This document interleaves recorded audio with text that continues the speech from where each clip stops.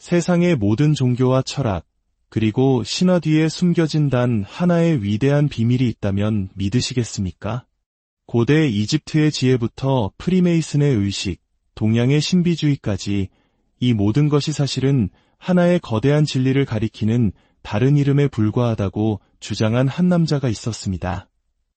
오늘 우리는 20세기 서양 오컬트와 신비주의의 지도를 새로 그린 거인 멜리 P. 홀의 삶 속으로 깊이 들어가 보려 합니다. 그의 이야기는 단순히 한 학자의 이야기가 아닙니다. 그것은 할리우드의 엘리트들과 미스터리한 백만장자들의 후원 속에서 세상을 바꿀 수 있는 비밀 지식의 핵심에 다가갔던 한 남자에 대한 기록입니다. 그는 너무 많은 것을 알았기에 자신이 밝히려 했던 그 비밀스러운 힘에 의해 모든 것을 잃게 될 운명이었을지도 모릅니다. 이 깊은 이야기 속으로 뛰어들기 전 역사의 숨겨진 구석을 탐험하는 저희의 여정의 가치를 느끼신다면 좋아요와 구독은 저희에게 큰 힘이 됩니다. 여러분의 지적 호기심에 언제나 새로운 발견의 축복이 함께하기를 바랍니다. 이제 멜리 P. 홀이라는 거대한 미스터리의 장막을 걷어보겠습니다. 1901년 캐나다의 작은 마을, 한 치과의사와 카이로프랙틱 의사 사이에서 한 아이가 태어납니다. 그의 이름은 멜리 파머 홀. 하지만 그의 탄생은 축복보다는 불안으로 시작되었습니다. 아버지는 그가 태어나기도 전에 사라졌고 신비주의 철학, 특히 장미십자회 사상에 심취해 있던 어머니는 멜리가 겨우 2살이 되었을 때 알래스카의 골드러시를 좇아 어린 아들을 할머니에게 맡기고 떠나버립니다. 버려진 아이, 멜리는 외할머니 손에서 자라며 평범한 아이들과는 다른 길을 걷습니다. 6살에 이미 초등학교 1학년 수업의 지루함을 느끼고 집에서는 빅토르 위고의 소설을 읽는 비범한 소년이었습니다. 그의 유년기는 가난과 외로움으로 가득했지만 그의 지적 갈증은 그 어떤 환경도 막을 수 없었습니다. 1919년 18세가 된 홀은 할머니와 함께 어머니가 있는 로스앤젤레스로 이주합니다. 이 결정은 그의 인생을 송두리째 바꿔놓았습니다.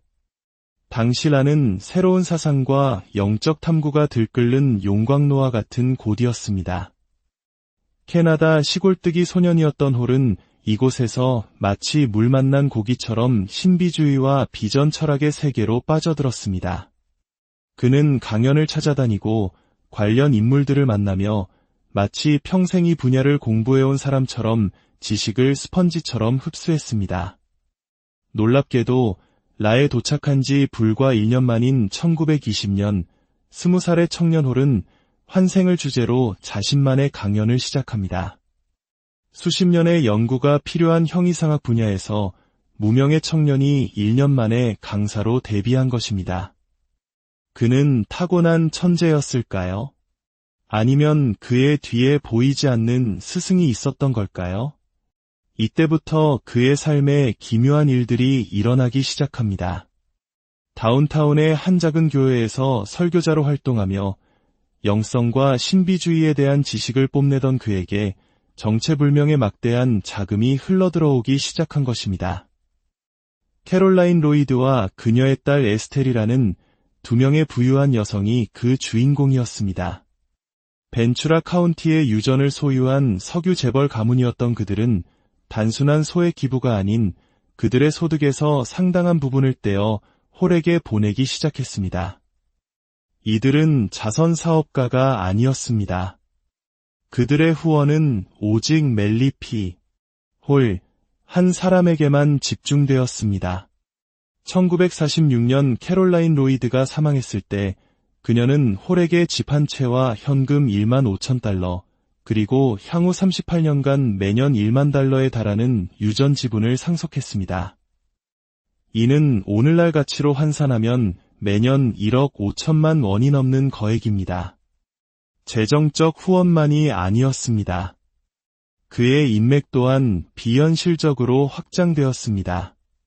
1919년 사망한 미국 장미십자회의 창시자 맥스 하인델의 미망인은 1920년대 초 홀을 제자로 받아들여 수십 년이 걸려야 이해할 수 있는 심오한 비전 전통, 예를 들어 의식 마법, 헤르메스 철학, 연금술 상징주의 등을 직접 전수해 주었습니다.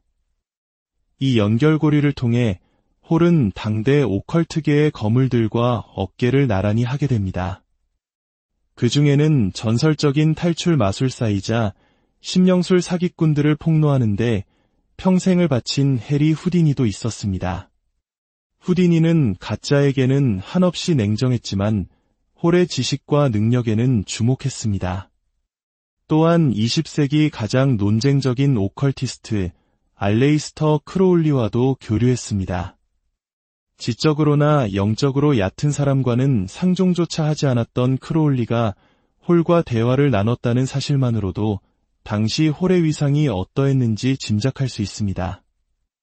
여기서 한 가지 흥미로운 가설이 등장합니다. 후디니와 크로울리는 모두 정보기관, 즉 스파이 활동과 연관이 있다는 소문이 끊이지 않았던 인물들입니다. 전 세계를 여행하는 후디니는 정보 수집의 완벽한 위장이었고, 크로울리는 국제적인 오컬트 네트워크를 이용해 다양한 정보를 다룰 수 있었습니다. 만약 이 소문에 일말의 진실이라도 있다면 젊은 시절의 홀은 단순히 신비주의를 연구하는 것을 넘어 훨씬 더 거대한 게임의 한가운데에 서 있었던 셈입니다. 혹자는 홀이 단순한 유망주가 아니라 정보기관에 의해 발탁되고 후원받은 인물일 수 있다고 주장합니다. 전통 종교를 떠나 새로운 영적 대안을 찾던 당시 미국 사회의 대중을 움직일 수 있는 그의 잠재력을 누군가 꿰뚫어보고 그의 성장을 도왔다는 것입니다. 물론 이것은 음모론으로 치부될 수도 있습니다. 하지만 평범한 캐나다 청년의 경이로운 성공, 정체불명의 막대한 석유 자본, 그리고 당대 최고 오컬티스트들과의 기묘한 연결고리를 생각하면 쉽게 무시할 수 없는 의문이 남습니다. 1923년 멜리 홀은 불과 22세의 나이로 프리메이슨의 잃어버린 열쇠라는 책을 출판하며 세상을 다시 한번 놀라게 합니다. 충격적인 것은 그가 이 책을 쓸 당시 프리메이슨 단원이 아니었다는 사실입니다. 그는 30년이 지난 후에야 정식으로 프리메이슨에 가입합니다. 그럼에도 불구하고 이 책은 마치 내부자가 쓴 것처럼 프리메이슨의 상징과 철학을 깊이 있게 파고들었습니다. 홀은 프리메이슨이 단순한 사교클럽이나 자선단체가 아니라 숨겨진 진리를 통해 영혼을 재구성하는 영적인 과학, 거의 종교에 가까운 시스템이라고 주장했습니다. 그의 통찰은 여기서 그치지 않았습니다.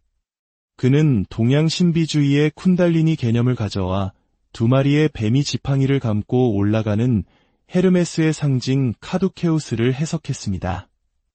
지팡이는 척추를, 두 마리 뱀은 요가의 이중 에너지 채널인 이다와 핑갈라를 상징한다고 주장하며 서양의 프리메이슨과 동양의 힌두교가 결국 다른 상징으로 같은 내적 변형을 이야기하고 있다고 선언했습니다.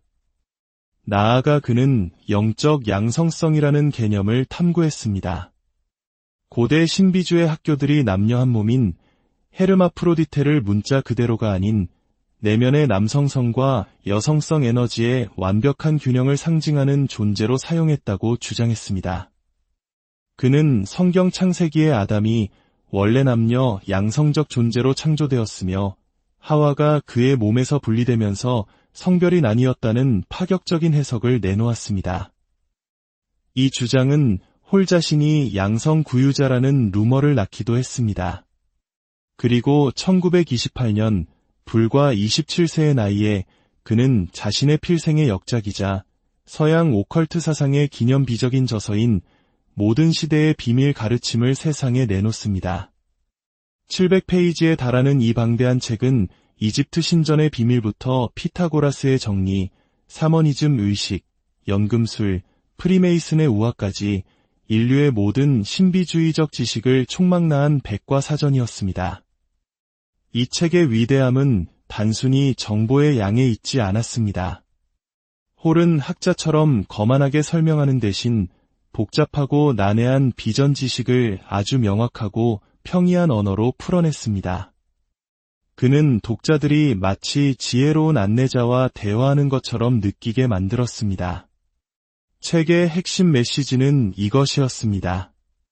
역사 속 모든 신화, 상징, 의식들은 무작위적인 것이 아니라 하나의 거대한 전 지구적 전통, 즉 비밀 교리의 조각들이라는 것입니다.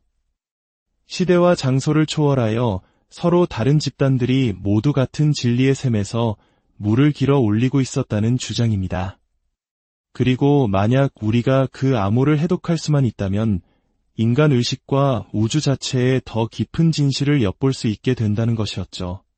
예를 들어 그는 프리메이슨의 전설 속 솔로몬 성전의 건축가 히람 아비프의 이야기를 단순한 설화가 아닌 오시리스나 그리스도처럼 죽었다가 부활하는 신의 우주적 알레고리로 해석했습니다. 또한 그는 수많은 작가들이 신화로 치부했던 아틀란티스를 실제했던 장소로 다루었습니다. 홀에게 아틀란티스는 단순히 가라앉은 고대 도시가 아니라 모든 비전 지혜의 발상지였습니다. 그는 아틀란티스인들이 과학뿐만 아니라 영적 지식에서도 고도로 발전했으며 그들의 몰락은 영적 타락의 결과였다고 주장했습니다. 그리고 아틀란티스가 멸망한 후 소수의 깨달은 생존자들이 이집트, 남미, 아시아 등지로 흩어져 고대 신비주의 학교의 씨앗을 뿌렸다고 믿었습니다. 모든 시대의 비밀 가르침은 출간과 동시에 폭발적인 반응을 얻었습니다. 일반 독자들은 그 접근성에 열광했고 오컬티스트들은 이 책을 정통 참고서로 여겼습니다. 학계의 반응은 엇갈렸지만 그의 방대한 연구와 종합 능력에 대해서는 존경을 표하는 이들도 많았습니다. 이 책 한 권으로 멜리 P. 홀은 20세기 신비주의의 가장 중요한 인물로 확고히 자리매김했습니다. 책의 엄청난 성공으로 홀은 젊은 철학자에서 부유한 오컬트계의 명사로 거듭났습니다. 그는 벌어들인 돈을 사치에 쓰지 않고 자신이 책에서 언급했던 희귀고서와 유물을 수집하는 데 쏟아부었습니다. 1930년대 대공황으로 유럽의 수많은 개인 소장가들이 갑오로 내려오던 장서를 헐값에 내놓았고 홀은 돈과 안목을 겸비한 완벽한 구매자였습니다. 그의 서재는 파라켈수스, 아그리빠, 존디 같은 전설적인 인물들의 원본 저작과 실제 연금술 변성에 성공했다고 주장하는 이들의 필사본으로 가득 찼습니다. 그의 도서관은 곧 세계에서 가장 중요한 개인 신비주의 텍스트 컬렉션 중 하나가 되었습니다. 1934년 그는 이 지식을 대중과 공유하기 위해 로스앤젤레스의 철학연구협회를 설립합니다. 이곳은 단순한 동호회가 아니라 자체 건물과 직원을 갖춘 교육 및 연구기관이었습니다. 홀은 이곳을 통해 철학, 종교, 고대 지혜의 깊은 의미를 가르치는 데 평생을 바칩니다. 하지만 이 시기부터 그의 활동에 미묘한 변화가 감지됩니다. 비밀 가르침, 시절의 세상을 뒤흔드는 듯한 날카로운 에너지는 줄어들고 기존의 아이디어를 확장하거나 정리하는 보다 안정적인 학자의 모습으로 변해갔습니다. 1954년 그가 마침내 프리메이슨 로지에 공식 가입한 것은 이러한 변화의 정점이었습니다. 수십 년간 외부에서 프리메이슨의 비밀을 논했던 그가 단원이 되자 조직 내부는 술렁였습니다. 하지만 더욱 놀라운 것은 그가 경이로운 속도로 최고 등급인 33도에 올랐다는 사실입니다. 지지자들은 그의 깊은 지식을 고려하면 당연한 결과라고 말했지만 비판자들은 그가 가입하기 훨씬 이전부터 비밀 정보에 접근할 수 있었던 명백한 증거라며 특혜 의혹을 제기했습니다. 이 무렵 홀은 그의 가장 대담하고 논쟁적인 이론 중 하나를 펼쳐 보입니다. 바로 미국의 숨겨진 운명에 대한 이야기입니다. 그는 미국이라는 나라가 단순한 정치적 실험의 결과물이 아니라 깨달은 사상가들이 수세기에 걸쳐 추진해온 위대한 계획의 최종 산물이라고 주장했습니다. 이것은 세상을 지배하려는 어두운 엘리트 집단에 대한 흔한 음모론이 아니었습니다. 홀에 따르면 이것은 영적 자유와 자치, 더 높은 원칙 위에 세워진 이상 국가를 건설하려는 선한 음모였습니다. 그는 고대 이집트의 아크나톤부터 플라톤, 중세 이슬람 학자들을 거쳐 프랜시스 베이컨 같은 르네상스 사상가들에 이르기까지 이 모든 인물들이 하나의 목표, 즉 자유로운 국가의 탄생을 위해 비밀리에 노력해왔다고 주장했습니다. 심지어 크리스토퍼 콜럼버스조차 단순한 탐험가가 아니라 위대한 계획을 실행하기 위해 파견된 비밀 요원이었다고 말했습니다. 물론 그 계획의 중심에는 미국의 건국의 아버지들이 있었습니다. 홀은 조지 워싱턴, 벤자민 프랭클린 등이 단순한 정치인이 아니라 고대의 비전을 실현하려는 비밀 결사의 일원이었다고 믿었습니다. 그는 그들의 프리메이슨 및 장미 십자의 연관성을 지적하며 미국 건국 자체가 하나의 거대한 오컬트적 의식이었다고 해석했습니다. 그 증거로 홀이 가장 즐겨 인용한 일화는 1776년 대륙회의에서 벌어진 미스터리한 사건입니다. 영국으로부터의 독립을 놓고 격렬한 논쟁이 벌어지던 결정적 순간 어디선가 나타난 정체불명의 연설가가 연단에 올라 신들린 듯한 연설을 펼쳤습니다. 그의 말에 감화된 대표단은 마침내 독립선언서에 서명하기로 결심했고 그 남자는 나타났을 때처럼 호련히 사라져 아무도 그가 누구인지 찾지 못했다는 전설입니다. 대부분의 사람들에게 이것은 애국적인 신화처럼 들릴 수 있습니다. 하지만 홀에게 이것은 보이지 않는 힘이 미국의 탄생을 이끌고 있었다는 상징적인 증거였습니다. 그는 국세에 그려진 미완성 피라미드와 모든 것을 보는 눈, 그리고 라틴어 문구들 역시 미국의 영적 진화를 암시하는 암호화된 메시지라고 주장했습니다. 이러한 그의 사상은 놀랍게도 실제 미국 정치에까지 영향을 미쳤습니다. 프랭클린 루스벨트와 해리 트루먼 같은 대통령들이 그의 저작에 영향을 받았다는 이야기가 있으며 가장 흥미로운 사례는 로널드 레이건입니다. 레이건은 정치적으로 부상하던 시기에 미국의 숨겨진 운명을 선물받아 깊은 감명을 받았다고 전해집니다. 그가 연설에서 자주 사용했던 언덕 위의 도시로서의 미국, 자유를 전파할 신성한 사명을 지닌 국가라는 표현은 멜리 홀의 주장과 놀랍도록 닮아 있습니다. 아이러니컬하게도 평생을 비밀스러운 의제와 사회를 조종하는 보이지 않는 손에 대해 글을 썼던 홀 자신은 말년에 이르러 자신이 그 조종의 대상이 되어버린 것처럼 보였습니다. 1970년대에 이르러 멜리 홀은 그 자신이 하나의 살아있는 미스터리가 되었습니다. 그는 존경받는 학자였지만 그의 사생활은 여전히 베일에 쌓여 있었습니다. 1950년대에 훨씬 어린 말이 슈바이커트와 결혼했지만 자녀를 두지 않았습니다. 그는 연구에 집중하기 위함이라고 밝혔지만 이는 그의 성정체성에 대한 오랜 루머에 다시 불을 지폈습니다. 나이가 들면서 그의 강연은 힘을 잃어갔고 새로운 통찰보다는 과거의 아이디어를 반복하는 경향을 보였습니다. 그리고 그의 말년에 결정적인 그림자를 들이운 인물이 나타납니다. 바로 다니엘 프리츠라는 젊은 남자였습니다. 1980년대 PRS의 직원으로 합류한 프리츠는 철학이나 오컬트에 대한 깊은 배경 지식이 없었음에도 불구하고 놀라울 정도로 빠르게 홀의 오른팔이 되었습니다.